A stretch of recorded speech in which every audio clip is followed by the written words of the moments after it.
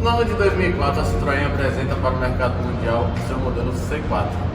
Esse mesmo modelo recebe também prêmios mundiais de design ao redor do mundo, em 2006. Nesse mesmo ano, a marca traz para o Brasil o C4 VTR, sua versão esportiva, coupé de 2 portas, que a gente vai falar dele agora.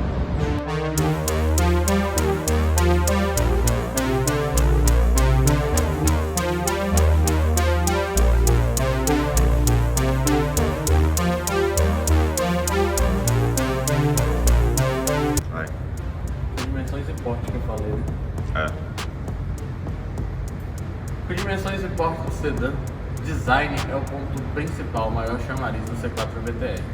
A gente costuma brincar aqui no Brasil que ele parece um pouco de um ferro de passar, mas vamos falar um pouquinho sobre suas características. Quando lançado no Brasil, o VTR veio em versão única, recheada de itens de séries, porém com 4 opcionais, sendo dos 4, 3 estéticos que podem ser vistos na parte externa do carro. Essa unidade que a gente está avaliando agora conta com 2 deles, que é o aerofólio traseiro de fábrica original e os faróis de xenon direcionais que acompanham, a iluminação acompanha o veículo de acordo com as curvas que você vai fazer. Esse carro poderia vir também com rodas aro 17 originais, que nesse caso aqui não vieram com as que eram oferecidas, mas foram adicionadas as rodas do DS5 da unidade de serviço, pintadas em preto. A suspensão desse carro também é preparada, então vale a pena a gente falar, porque ele não é essa altura original. E aqui ele tem molas alemãs HR e suspensão impacto, para poder deixar a tocada bem mais esportiva.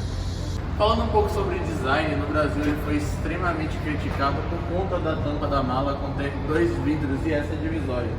A galera falava muito, meu Deus do céu, esse 4K, dificuldade de encontrar e de resolver. Hoje isso já é uma coisa muito mais fácil de ser resolvida, graças ao acesso a peças que nós temos. E a gente não pode aproveitar que, falando de mala, destacar esse belíssimo escapamento que foi colocado. Vai ter vídeo sobre isso também, um pouquinho sobre o ronco do carro, mas vamos falar um pouco sobre porta-malas. Esse carro conta com 310 litros de porta-malas, então é espaço suficiente, chega a ser surpreendente até quando a gente está falando de um coupé 2 portas. Mas como eu disse, o carro tem dimensões de portas do sedã. Lembra que a gente estava falando sobre dimensões?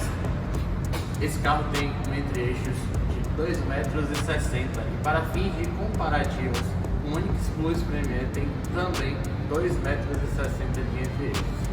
Os carros franceses 2 portas têm como característica o tamanho das portas muito maiores e podemos notar isso claramente aqui, essa porta imensa, inclusive um pouquinho pesada, que utiliza para você ter acesso ao carro. Já que a gente está falando de acesso ao carro, vamos falar um pouco sobre o espaço interno.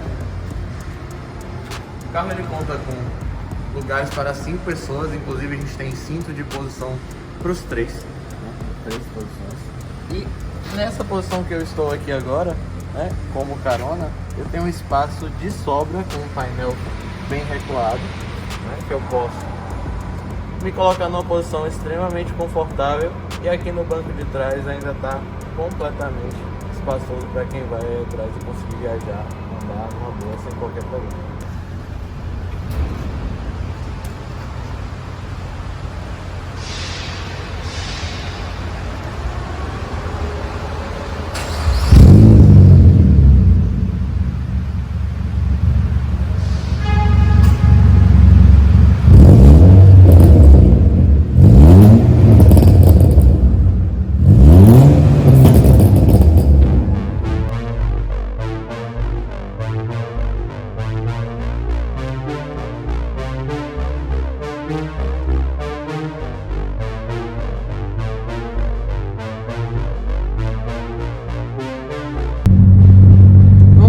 Sobre a experiência de dirigir o VTR, assim como um carro dessa categoria, a gente está falando de um carro que é categorizado como premium, a gente tem todo o conforto e muitos itens de série. Lembra no começo do vídeo quando eu falei sobre o carro ser muito recheado? Então, a gente está falando aqui de um carro que tem absolutamente tudo, a começar do polêmico na época volante, com centro fixo, que traz todos os comandos para você utilizar o carro. E aqui a gente tem algumas características interessantes para falar sobre isso. Então o carro tem piloto automático e limitador de velocidade. O carro tem o som com os comandos que você pode controlar por aqui, acesso ao computador de bordo aqui do lado e algumas teclas de atalho muito interessantes para você utilizar. Então eu consigo ligar e desligar, por exemplo, a luz do teto quando eu configuro essa tela de estrela, que tem algumas opções. E aqui, quando o ar-condicionado está desligado, só em acionar o botão de recirculador, o ar-condicionado liga, né, já funcionando para a gente refrigerar o ambiente. Puxando um pouco para o ar-condicionado, a gente tem aqui ar-condicionado de 2 zonas, né, que não é um item nem oferecido em praticamente todos os carros de preços bem próximos hoje em dia. A gente está falando de um carro seminovo, né, então obviamente que os preços são mais acessíveis. E a gente tem aqui também com sensor de chuva, sensor crepuscular, 6 airbags, cinto de 3 pontos para todos os ocupantes. A gente tem controle de tração, controle de estabilidade. Então assim, o carro é extremamente completo e torna o seu uso no dia a dia extremamente agradável, né? Se a gente está falando aí de uma tocada mais esportiva, né, esse carro conta com uma motorização 2.0 16 válvulas, um motor de código chamado EW10, que usa em alguns carros da linha PSA.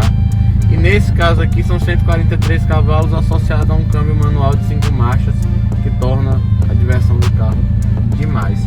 O acerto de suspensão do carro original já é muito bom, já preza por um conforto, né, que faz com que você não sinta absolutamente nada de incômodo ao usar o carro na cidade.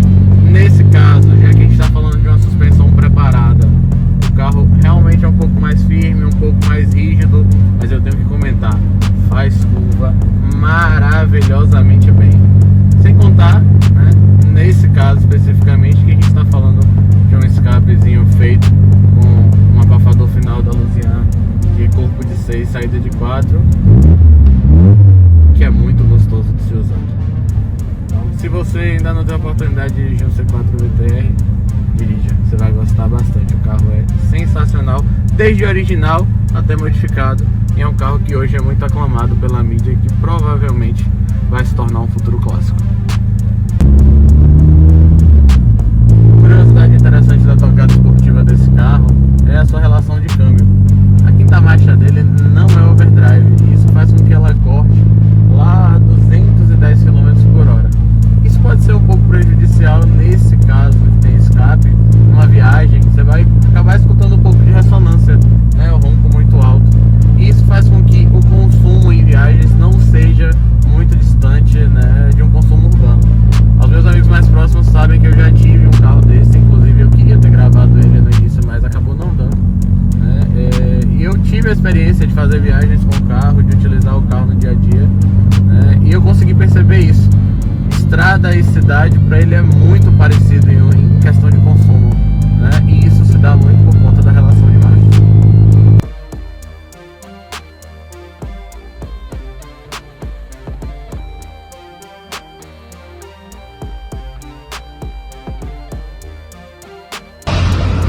Passando da avaliação do C4 VTR, quero deixar aqui o meu agradecimento ao meu amigo Gabriel, que me emprestou esse carro para fazer essa matéria super interessante para vocês, e pedir a vocês que deixem o seu curtir, que compartilhem esse vídeo com seus amigos que gostam de carro, e aqueles que não gostam também, e deixem aqui nos comentários quais mais carros vocês querem ver aqui no canal.